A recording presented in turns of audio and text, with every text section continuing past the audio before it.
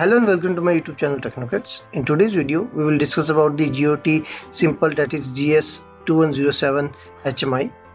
In case of power failure during the download process or when we write the program to the GOT simple, we generally see the issues that our system does not boot properly after the power on, or sometimes we face the issue that like this shown on your screen, font data has been broken, please install the package data.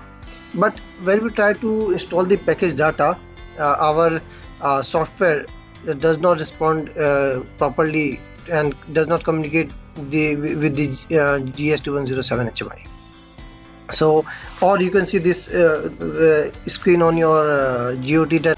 So what we can do is first press the bottom right part of the GOT and keep it pressed, and then you can do one thing, that you can power off and then on the HMI.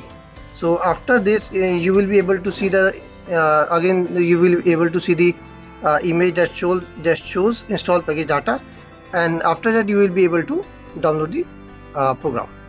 So if you like my video, please like, share and subscribe. Thank you.